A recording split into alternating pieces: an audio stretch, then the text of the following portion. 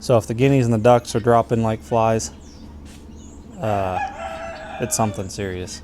So like I said, we'll know more here. I'll try to film a little bit. We'll try to film a little bit here when the vet guy gets here, take samples, because I want to bring this information to you guys and take you guys along the journey, because we're a chicken channel. I mean, we built this whole YouTube channel around birds, and if this wipes us out, I mean, we got to have reasons for the next 2 years on why we're doing what we're doing if we continue making YouTube videos. So anyway, I'll keep you updated.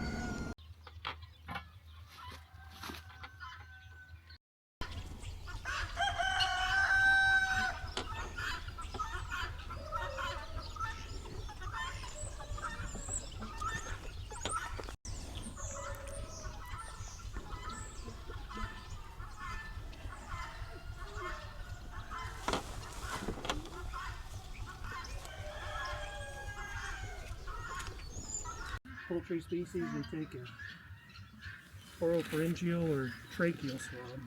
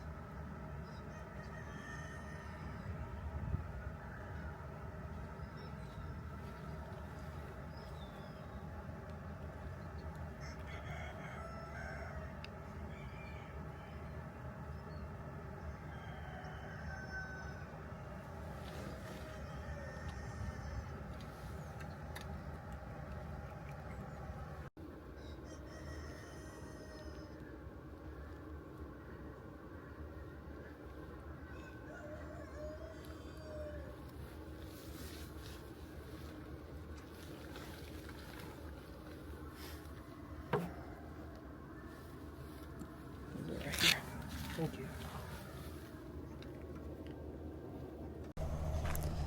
Well guys, there you have it.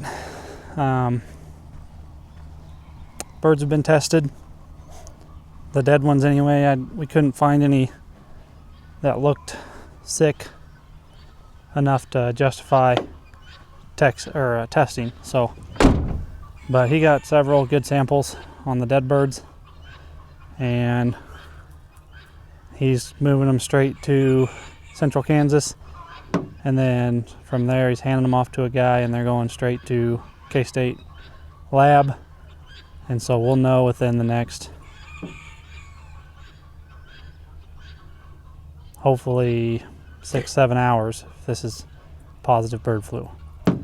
If it is a positive, then he'll call me and we will start the process of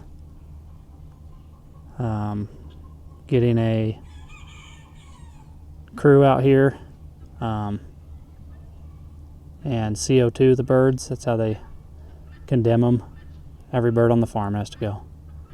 Anything that can't be caught has to be shot. So, and then it's no birds on the property for 4 months. So I don't know what the future of this YouTube channel looks like if that's the process. So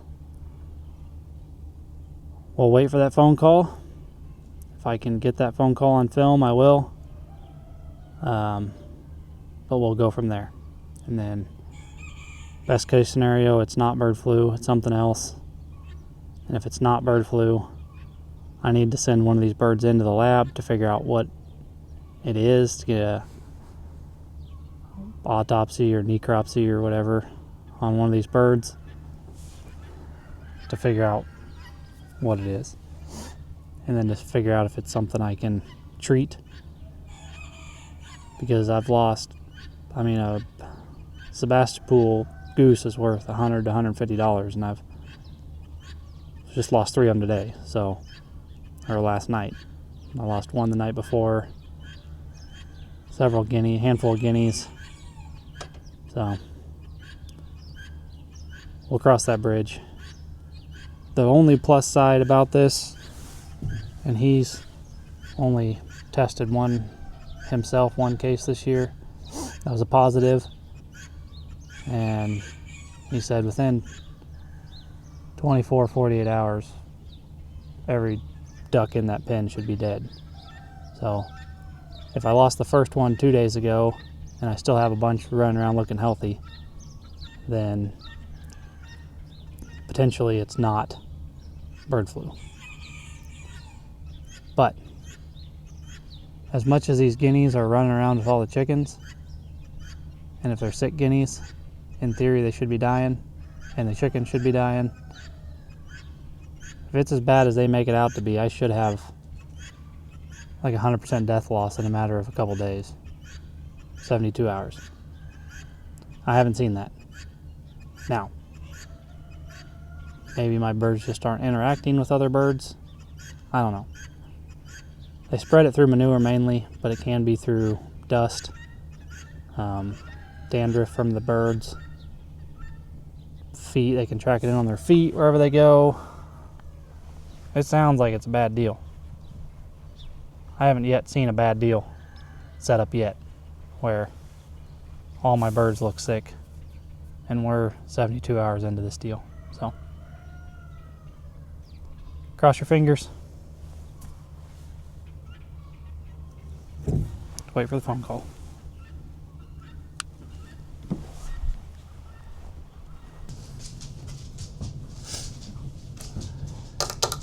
Gotta have something to play with here. So we got the phone call while we were on the roads after dark from the state vet, or from the KDA. So I didn't get that on film, but the test results came back positive for bird flu, high pathogen avian influenza, N1H1. So what does that mean? If you aren't familiar with how bird flu works, it transmits fast, it's like 100% deadly, usually quick. We haven't seen that yet, but it hasn't spread fast yet. So if we did not contact the vet today or yesterday, it's only a matter of time before it transfers through the whole farm and kills everything. And nobody else on Facebook or nobody else on YouTube that I've seen has ran into this issue in a backyard setting. Now, we're a little more commercial than your average backyard person that has 5 or 10 chickens, obviously, but we're not a large poultry operation like Tyson or Cargill or whatever. So what it means when you test positive, once you call the state, there's no turning back. And I knew that. So the state, or the USDA, United States Department of Agriculture, has a grant program that compensates you for the birds that they condemn. So you obviously want to call them as soon as you think you have bird flu. Now, that does not mean if you have a sick chicken, call the KDA. We've been in the chicken business for 4 or 5 years now. And we've meant to make a video over this a while ago, sicknesses and medicines for chickens. That's on the video to make list, along with a lot of other things. But being in the business as long as we have, we've seen everything. We've seen every kind of respiratory thing you can think of, every kind of foot problem, congestion problem, egg bound, water belly, you name it. If it has to do with chickens, we've just about seen it. Coccidiosis, we've seen it all. And there's a ton of medicines that we could recommend, and there's a handful that we use, which will be a different video, different day, but there's not a medicine to cure bird flu. So we can't just buy something over the counter or even with a vet to put in their water or inject them. There's no type of feed that will prevent this from spreading. No vaccines. No vaccines, nothing. So what does that mean? It means once the state tests positive for bird flu, they come in and condemn everything. And they want that done quick. Now, when this whole process is over, I'll sit down and explain more. Because when I went to YouTube a couple nights ago, there wasn't a whole lot on there besides some webinars or some seminars or slideshows that talked about it from universities or whatever. Nobody like us as content creators have dealt with this that I've seen. I could be wrong. So hopefully this reaches a bunch of people and gives you guys an insight on what to look for. At some point in this video, you'll see some of the video I took of a couple of the geese the other day, and what they looked like before they died.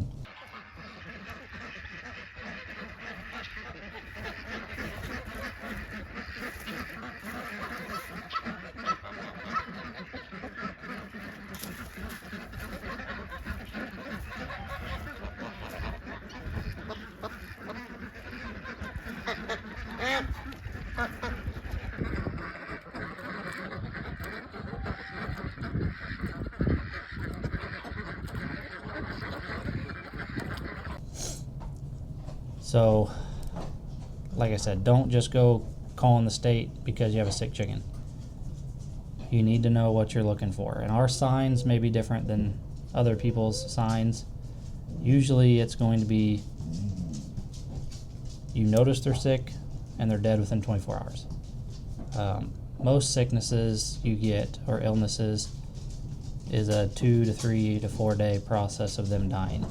They'll get lethargic, they'll quit eating, they'll quit drinking, they'll just kind of die after 3 or 4 days. Bird flu is 24 hours, 24 to 48 hours. For us, it was what we've seen is 24 hours. So, like the other day yesterday I saw 2 to 3 sluggish guineas that just, if you've ever owned guineas, they're always moving, they're always fast, they're always yapping. These two just hunkered down and didn't make much noise, which is very rare. So I found 3 guineas, 2 or 3 guineas dead today. So 24 hours. So the state called us. He tested this morning at 10:30. He drove drove the vials straight to Kansas State University's Veterinary lab, or KDA or USDA lab, partnered with K-State. I think everything goes through K-State. Mm-hmm. And I got the phone call at 6:45 tonight.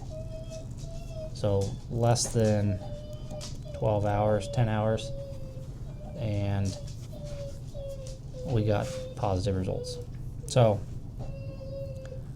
there's a lot of paperwork that goes along with this. So they're going to call me in the morning and hopefully have a crew lined up to come out and help us condemn. If If you don't know what condemn means, it means they're going to kill every single bird on the farm. So,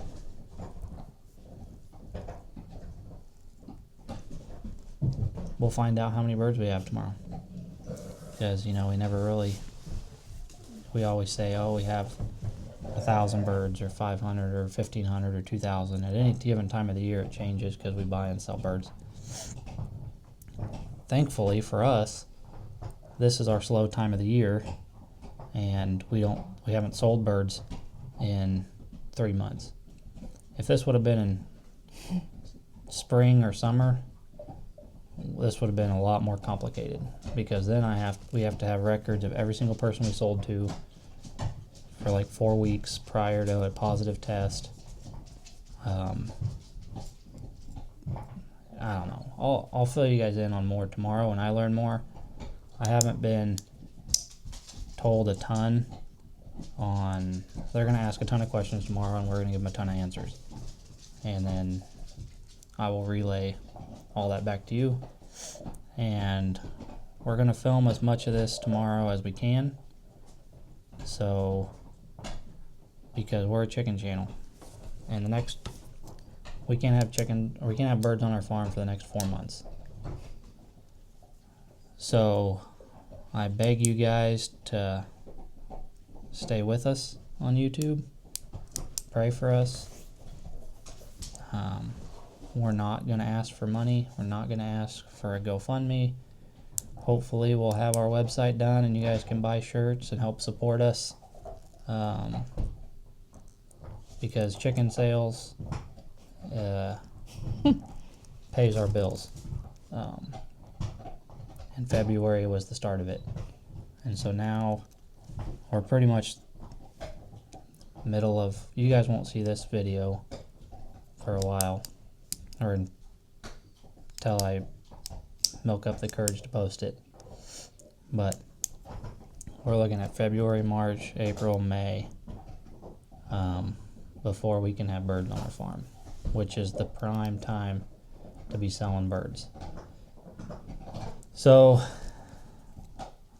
I'm banking on you guys to stay with us, supporting us, watching our videos, whatever we post for the next 4 months, because we rely on YouTube to help supplement our bills.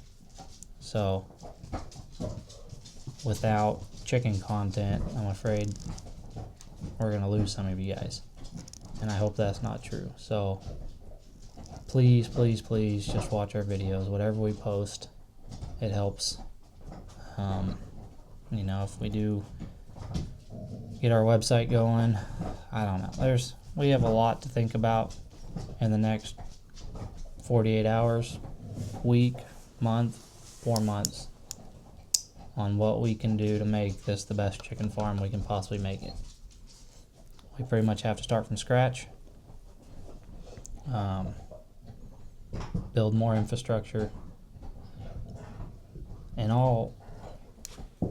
maybe next video I'll talk about how we think we got bird flu. I think I have an idea, and it wasn't from a person, or it wasn't something we could control. So before anybody says anything about, well, you let people come on your farm to do this or do that, we haven't had anybody on our farm in the last Several months. other than her parents and Jake, several months. So it wasn't transmitted through people, but I'll fill you guys in on another video on how and why I think we got it. I think I know, but I can't prove anything. So other than that, we're going to pretty much sit down and make a list of projects of what we want to accomplish this spring. We've already kind of, in the last 3.5 hours, everything happens at once, so you kind of got to sit there and start saying, what are we going to do now? We're a chicken farm without chickens. So we're gonna have to clean a lot of stuff, disinfect a lot of stuff, sanitize a lot of things, and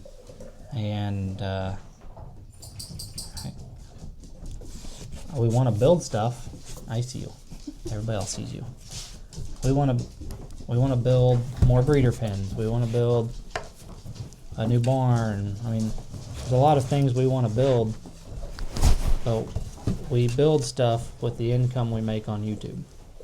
So without that, if you guys quit watching us and our revenue goes down, then I don't know what we're gonna do.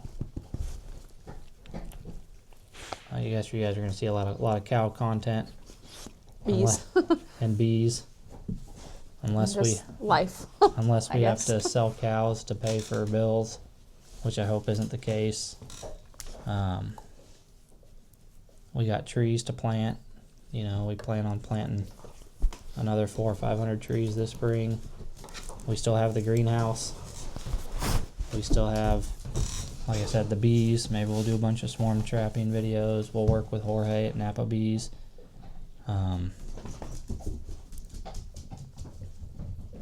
I don't know if we'll be able to go once we post this video, and a lot of our local friends watch our videos. So can we go to chicken auctions? You know, our farm is supposed to be bird free for 4 months. So will people avoid us for 4 months? I mean, we can leave a set of clothes in our vehicles, boots, clothes, everything, hazmat suit or whatever. I don't want to go walking around the chicken auction in a hazmat suit, but I also don't want to go to the auction and people freak out because I'm there, because they think I'm contaminated with the bird flu. So we may just not go to the bird auction for the next 4 months, even though there's a lot of things at the auction that we could still buy potentially that isn't birds, or sell, you know. I mean, obviously nobody's going to want to buy anything that they know is ours, like cages or boxes or coops or anything we want to sell at the auction. Nobody's going to touch it because it's been on our farm. So, and doing our due diligence, we would not sell anything either. So if we're not going to sell anything at the auction and nobody's going to want us there because they don't want to get their birds contaminated, it's just better that we just don't go to the auctions. At least poultry auctions. Now if we go to longhorn auctions, that's different. But that's just everything we have to think about in the next several weeks to come and months to come. And man, there's just a lot of birds out there that we spent the last 4 years acquiring breeds, breeders, and I'll fill you, like I said, I'll fill you more in on everything tomorrow. But the grant through the USDA will help compensate us for the birds they condemn. So in their literature, it says fair market value. It's what they will pay for a chicken, a goose, a duck, so on and so forth. We don't know what that is yet. What fair market value is on a laying hen, a breeder, an Indio Agante, blue partridge Brahmas, yellow golden pheasants, barhead geese, mandarin ducks, I mean, lavender guineas, Sebastopools. I mean, these are all birds that my goal this year was to have a new yellow golden pheasant pen and have 100 breeders going into next year. We kept back every yellow golden. I mean, I got stories like this, you know, for every situation, but I was wanting to be the largest yellow golden pheasant breeder in the U.S., especially the Midwest. I wanted to have 100 yellow golden pheasant hens to sell hatching eggs from. I mean, yellow golden pheasants are like my favorite bird. Those and the mandarins and the barheads. So we have over 40 yellow golden pheasants right now that we're going to breed from. So we are easily going to hit 100 hens by next spring. and all those get killed tomorrow. So we get to start all over. You know, and there's situations like that in every breeder pen we have where we've worked hard to build up our hens, outsource our roosters from different breeders, so we didn't have the same bloodlines with our Indio Agantes, with our Lavender Americanas, our Salmon Faverolles, our Millefleurs, Olive Agers, Blue Partridge Brahmas. Like, those are about impossible to find. You know, Bearded Silkies, Buff-Laced Polish, Frizzle Buff-Laced Polish. Those are all things that took us years to acquire and breed to the standards we wanted just to get ready for this spring when you guys want hatching eggs and now we can't ship hatching eggs. So, and that was something we were really, really looking forward to, was shipping you guys hatching eggs, and now we can't. And I don't know how many videos I've talked about, we're going to start shipping this spring, we're going to start shipping this spring. I bet the last 30 videos I've talked about saying we're going to ship hatching eggs this spring, and we're not going to be able to do that now. So, and we're not, maybe next spring, because we're going to have to get chicks in 4 months, and then from that point it's going to take 6 to 8 months for them to start laying, and then 2 months to check fertility. So you're talking May, June, we get chicks in May, June, July, August, September, October, November, December, that's 7 months. January of 2027 is 8 months. So maybe next spring, if everything works out, we'll be able to do shipping eggs, if we can find all the breeds that we want to hatch from or sell shipping eggs from. I think the breeds we have now are the breeds we want to have. Like I said, we've gone through a lot of breeds to figure out what we wanted to sell, and now they all get to go away and start all over. So anyway, and it doesn't help we just built brand new breeder pens and spent all that money.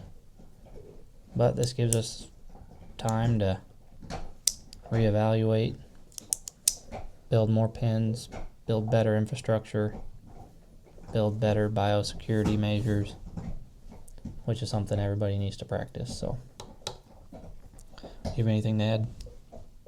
No. Tomorrow morning I'll walk you through the birds one last time. And then after tomorrow afternoon, it'll be very quiet around here. What we would usually have for an hour and a half chores every day, we will have now for the next 4 months with no chores. So, I guess you'll get to go see us feed the cows more, I guess. Play with the pigs. Hopefully we'll have some piglets. I don't know. Hopefully. I don't know. So, I'll walk you through everything in the morning. I know this little clip here is 20 minutes. Hope you guys have been sticking with us here. I don't know how long this video will be. It may be a multiple part series on this whole process, but like I said, I want to keep you guys informed on this whole setup, so maybe you guys can learn something from it, and that something is on the internet that people need to see. So, I know it sucks. So, we'll see you guys in the morning.